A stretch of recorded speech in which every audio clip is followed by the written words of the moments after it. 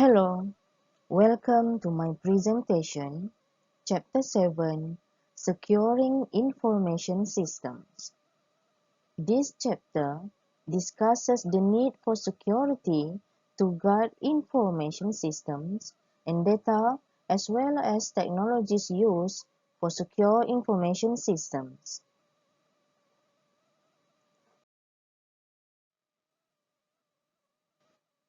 Learning objectives. At the end of this chapter, students should be able to explain why information systems are vulnerable to destruction, error, and abuse. Describe the business value of security and control. Describe the components of an organizational framework for security and control. And describe the tools and technologies used for safeguarding information resources. In order to safeguard information systems, today's businesses need for both security and controls. Security means policies, procedures, and technical measures used to prevent unauthorized access, alteration, theft, or physical damage to information systems. And controls means methods, policies, and organizational procedures that ensure safety of organization's assets, accuracy and reliability of its accounting records, and operational adherence to management standards.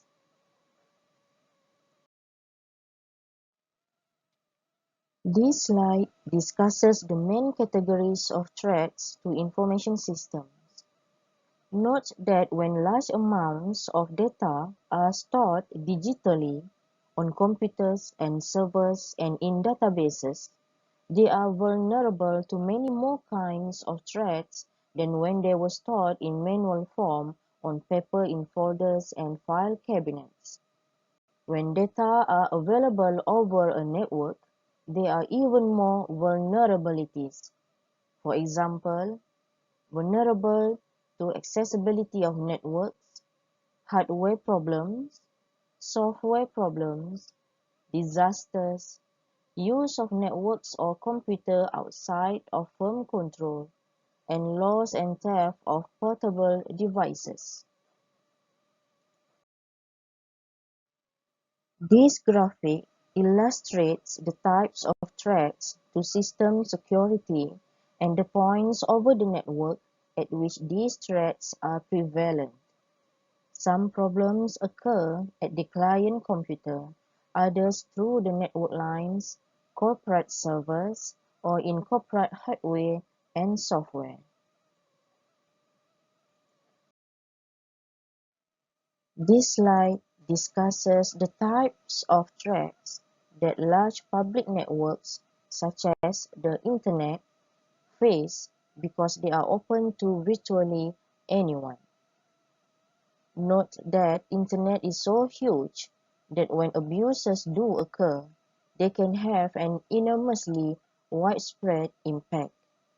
And when the Internet becomes part of the corporate network, the organization's information systems are even more vulnerable to actions from outsiders. This slide discusses security threats related to wireless networks. Local area networks, or LANs, using the 802.11 standard can be easily penetrated by outsiders armed with laptops, wireless cards, external antenna, and hacking software. Hackers use these tools to detect unprotected networks, monitor network traffic, and in some cases, gain access to the Internet or to corporate networks. Note that there are stronger encryption and authentication systems available for wireless networks, but users must install them.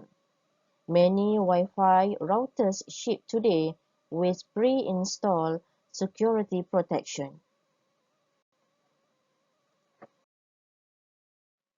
This graphic illustrates why wireless networks are vulnerable. The service set identifiers, or SSIDs, identifying the access points in a Wi-Fi network are broadcast multiple times, which, as illustrated by the orange sphere, and can be picked up fairly easily by intruders' Sniffer program. This slide identifies the various types of malware that threaten information systems and computers. Do you have ever had a problem with a virus? Do you know how they got infected? Note that there are now more than 200 viruses and worms targeting mobile phones, and Web 2.0 applications such as MySpace and blogs are new conduits for malware and spyware. Malware is a serious problem. Over the past decade, worms and viruses has caused billions of dollars of damage to corporate networks, immune systems, and data. This slide continues the discussion of types of malware on the previous slide. Note that SQL injection attacks are the largest malware threat. Do you know why? Because these attacks enable hackers access to underlying databases that support web applications such as sales of products and services, e-commerce, financial data, and other classified information. In other words, the database is where the information is located. SQL databases have little or no built-in security once a hacker gets beyond the entrance point to a corporate network.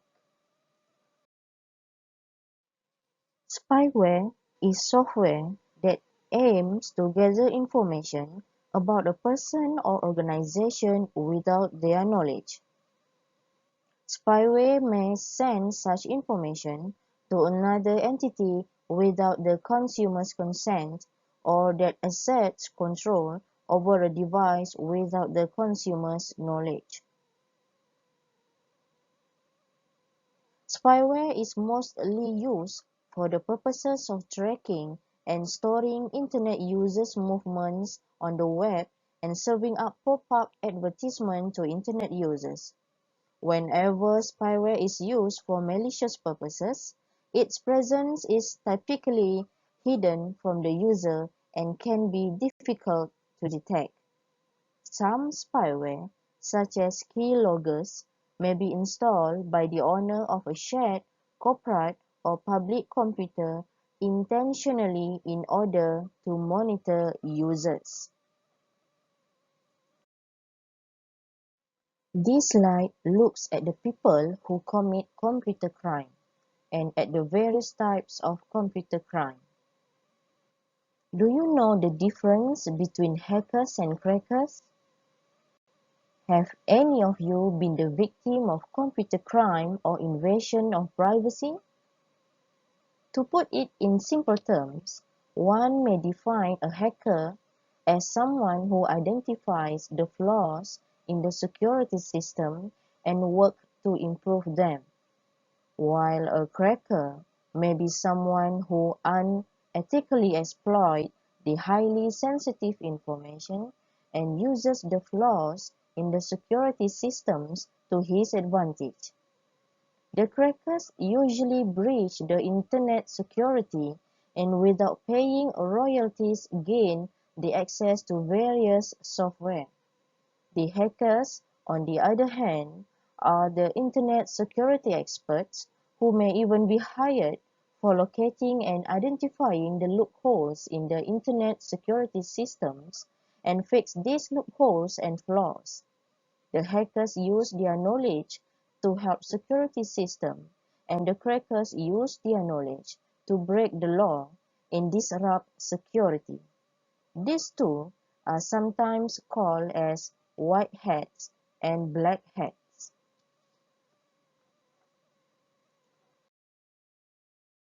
This slide continues the discussion of different types of computer crimes. Do you know what the ultimate purpose of spoofing and sniffing are? Spoofing refers to actively introducing network traffic pretending to be someone else. For example, spoofing is sending a command to computer A pretending to be computer B. It is typically used in a scenario where you generate network packets that say they originated by computer B while they really originated by computer C. Spoofing in an email context means sending an email pretending to be someone else. Sniffing refers to listening to a conversation. For example, if you log into a website that uses no encryption, your username and password can be sniffed off the network by someone who can capture the network traffic between you and the website. Note that there are legitimate uses of sniffing. Sniffers can help identify network trouble spots or spot criminal activity on a network. Sniffers can also be used to identify copyrighted data being sent over network, such as pirated music or video files.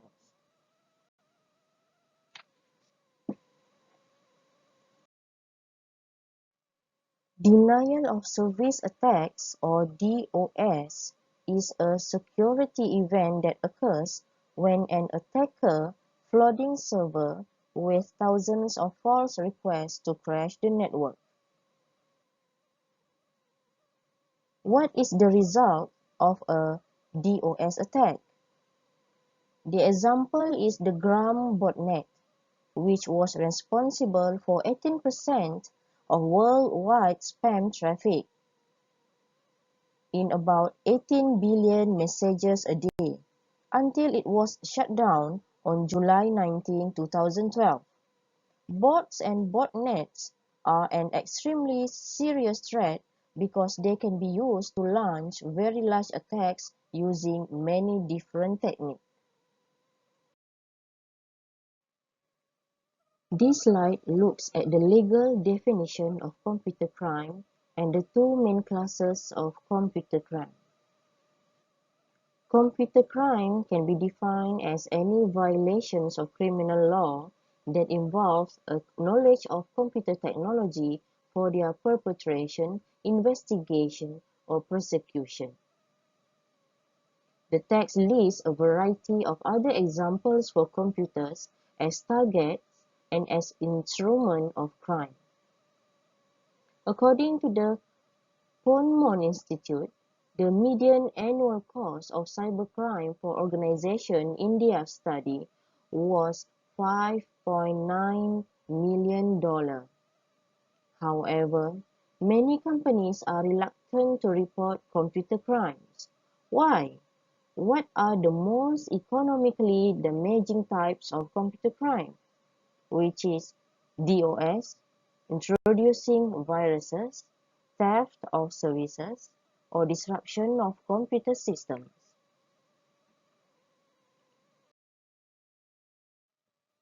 Identity theft occurs when someone uses another's personally identifying information like their name, identifying number, or credit card number without their permission to commit fraud or other crimes, while phishing is the attempt to obtain sensitive information such as usernames, passwords, and credit card details, often for malicious reasons, by disguising as a trustworthy entity in an electronic communication.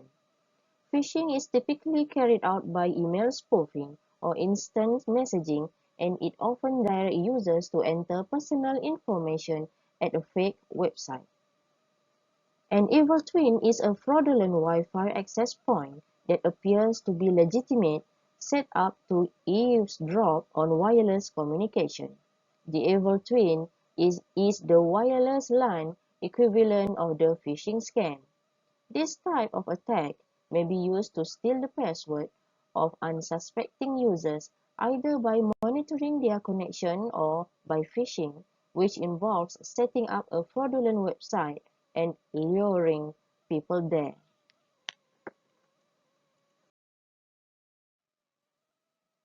Pharming is a scamming practice in which malicious code is installed on a personal computer or server, misdirecting users to fraudulent websites without their knowledge or consent. Pharming has been called phishing without a lure. Click fraud is an illegal practice that occurs when individuals click on a website's click-through advertisement, either banner advertisement or paid text links, to increase the payable number of clicks to the advertiser. The illegal clicks could either be performed by having a person manually click the advertising hyperlinks or by using automated software or online bots that are programmed to click these banner advertisements and pay per click text advertisement links. This slide looks at another source of security problem, which employees. Employees is the people inside the company who has access to the system. Have you ever worked somewhere with a vulnerable password system? Have you ever revealed to anyone what is your password? And what do you think are some solutions to password security? Some financial institutions assign users a new password every day or every hour or every week.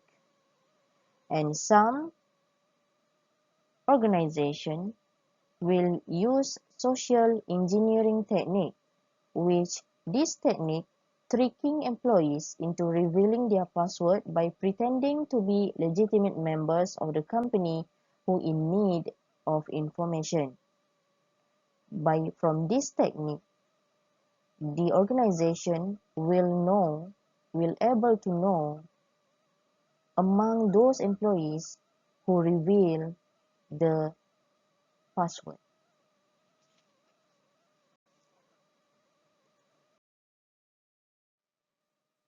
These slides look at security and other vulnerabilities caused by software errors that open networks to intruders.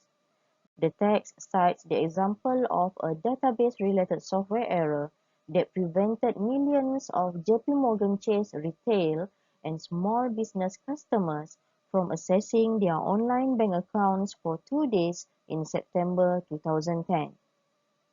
The text also gives the example of Microsoft Service Pack upgrades to its operating system software. Service Pack 1 for the Vista included security enhancements to counter malware and hackers.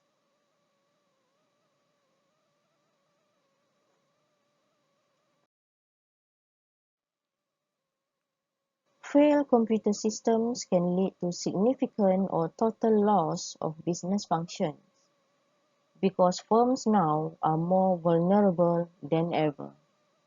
For example, the confidentiality, personal and financial data, trade secrets, new products and strategies.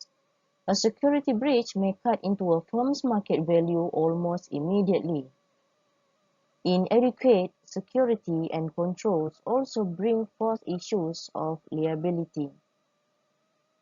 For example, BJ's Wholesale Club, which was sued by the US Federal Trade Commission for allowing hackers to access its systems and steal credit and debit card data for fraudulent purchase.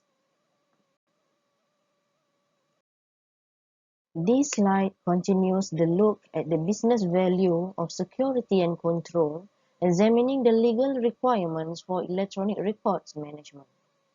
Note that the Sarbanes-Oxley Act was designed to protect investors after the scandals of Enron, WorldCom, and other public companies.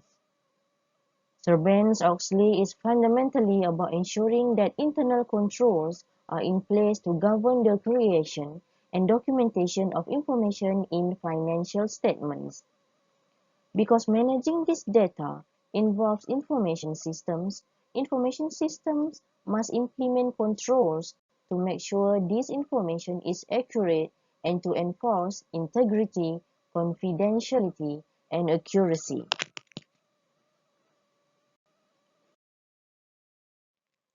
This slide continues the discussion of the business value of security and control. Security, control, and electronic records management are essential today for responding to legal action. Note that in legal action, a firm is obligated to respond to a discovery request for access to information that may be used as evidence, and the company is required by law to produce those data. The cost of responding to a discovery request can be enormous if the company has trouble assembling the required data or the data have been corrupted or destroyed. Courts impose severe financial and even criminal penalties for improper destruction of electronic documents.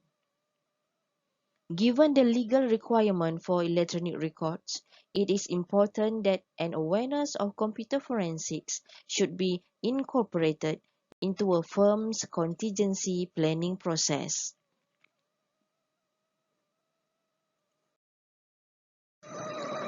This slide lists the different categories of general control. Protection of information resources requires a well-designed set of controls.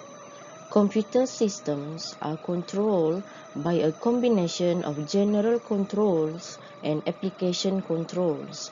General control govern the design, security, and use of computer programs and the security of data files in general throughout the organization's information technology infrastructure.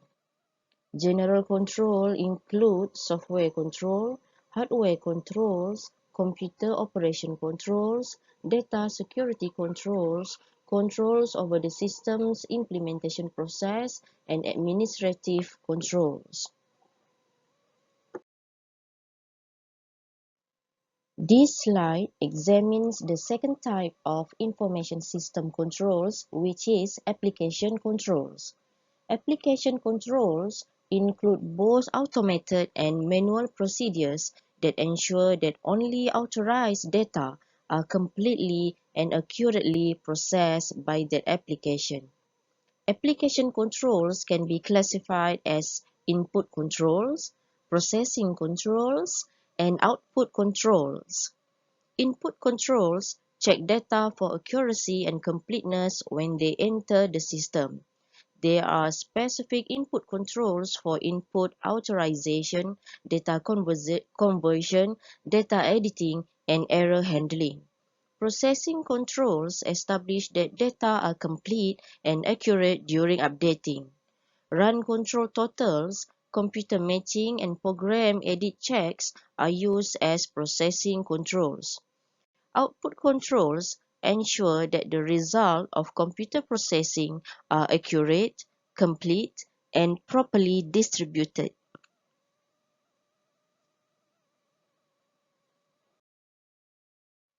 This slide looks at another important factor in establishing an appropriate framework for security and control, which is risk assessment. Although not all risks can be anticipated and measured, most businesses should be able to identify many of the risks they face. The table illustrates sample results of a risk assessment for an online order processing system that processes 30,000 orders per day. The likelihood of each exposure occurring over a one-year period is expressed as a percentage. The expected annual loss is the result of the multiplying the probability by the average loss.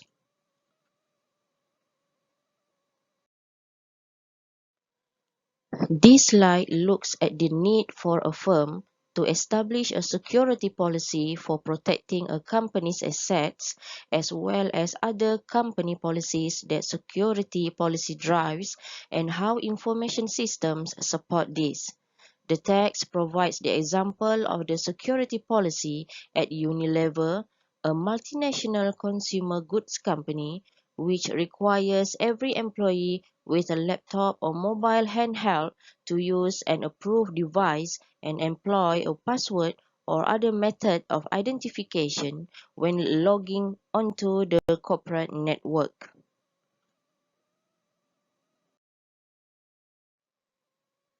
This slide looks at the area of security policy involved in managing identities of system users.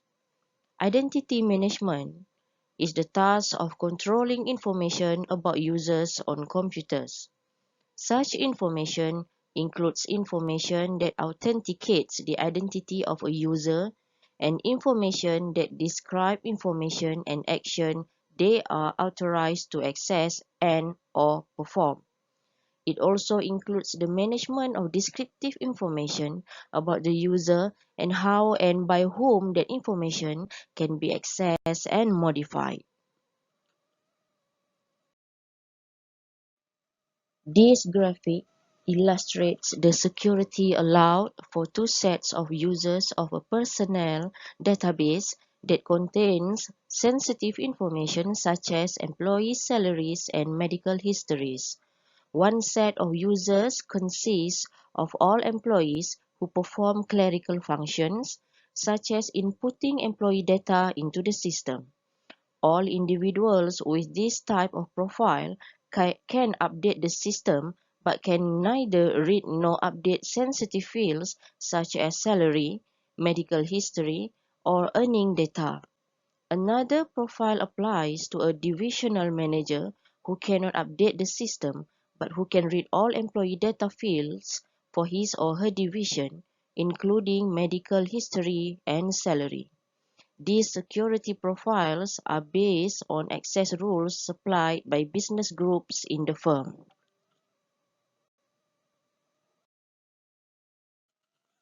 This slide continues the discussion of essential activities a firm performs to maximize security and control. Here looking at planning for activities should a disaster occur, such as a flood, earthquake, or power outage. Note that disaster recovery plans focus primarily on the technical issues involved in keeping systems up and running, such as which files to back up and the maintenance of backup computer systems or disaster recovery services. For example, Mastercard Company, which maintains a duplicate computer center in Kansas City, Missouri, to serve as an emergency backup to its primary computer center in St. Louis. This slide looks at the technologies used for identifying and authenticating users. Passwords are traditional methods for authentication, and newer methods include tokens, smart cards, and biometric authentication. Security tokens are physical devices used to gain access to an electronically restricted resource. For example, a wireless keycard opening a locked door, or in the case of a customer trying to access their bank account online, the use of a bank-provided token can prove that the customer is who they claim to be. Things that can be used for biometric authentication, such as voices, irises, fingerprints, palm prints, and face recognition. This slide looks at an essential tool used to prevent intruders from accessing private networks, which is firewalls. To create a strong firewall, an administrator must maintain detailed internal rules identifying the people, applications, or addresses that are allowed or rejected. Firewalls can deter, but not completely prevent, network penetration by outsiders and should be viewed as one element in an overall security plan. The technologies include, in the firewall, is static packet filtering, stateful inspection, network address translation, and application proxy filtering. And these are often used in combination. This graphic illustrates the use of firewalls on a corporate network. The firewall is placed between the firm's private network and the public internet or another distrusted network to protect against unauthorized traffic. Notice that here, a second inner firewall protects the web server from access through the internal network.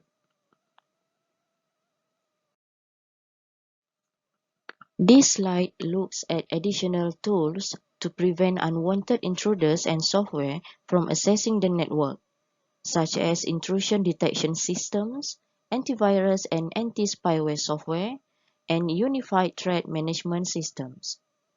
Intrusion detection systems monitors hotspots on corporate networks to detect and deter intruders. And antivirus and anti-spyware software will check computers for presence of malware and can often eliminate it as well. For antivirus and anti-spyware software, it requires continual updating. Do you know why these tools require continual updating? It is important to constantly update the antivirus software on a computer because computers are regularly threatened by new viruses. The antivirus updates contain the latest files needed to combat new viruses and protect your computer.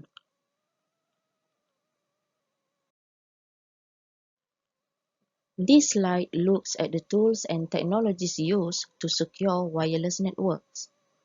Wireless security is the prevention of unauthorized access or damage to computers using wireless networks. The most common types of wireless security are wired equivalent privacy, or WEP, and Wi-Fi protected access, WPA.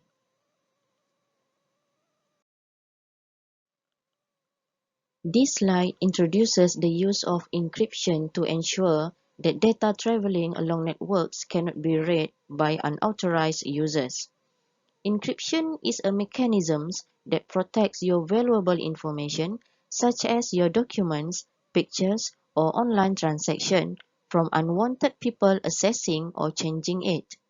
Encryption works by using a mathematical formula called a cipher and a key to convert readable data, which is plain text, into a form that others cannot understand, into a ciphertext. Two methods for encryption on networks. Number one, secure sockets layer and successor transport layer security. Number two, secure hypertext transfer protocol, also known as SHTTP.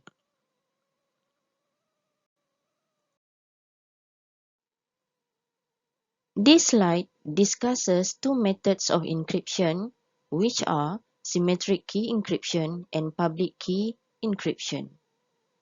Can you explain the difference between symmetric key encryption and public key encryption? In symmetric key encryption, the sender and receiver establish a secure internet session by creating a single encryption key and sending it to the receiver, so both the sender and receiver share the same key. Meanwhile, public key encryption uses two keys, one shared or public and one totally private. The keys are mathematically related so that data encrypted with one key can be decrypted using only the other key. To send and receive messages, communicators first create separate pairs of private and public keys. The public key is kept in a directory and the private key must be kept secret. The sender encrypts a message with the recipient's public key. On receiving the message, the recipient uses his or her private key to decrypt it.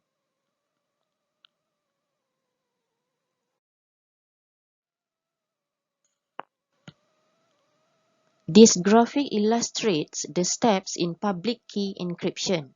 The sender encrypts data using the public key of the recipient. The data encrypted with this public key can only be decrypted with the recipient's private key.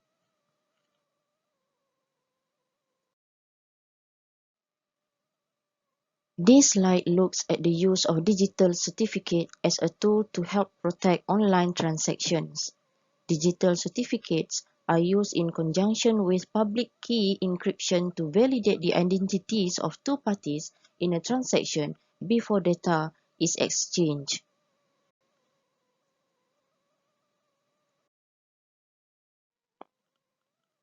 This graphic illustrates the process for using digital certificates. The institutions or individual requests a certificate over the Internet from a certification authorities or CA. The certificate received from the CA can then be used to validate a transaction with an online merchant or customer.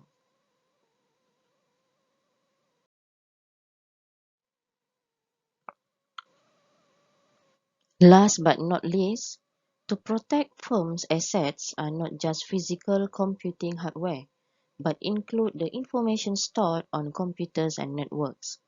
Years of critical personal information and sensitive documents can be lost or destroyed without a plan for securing them and a good backup and recovery plan.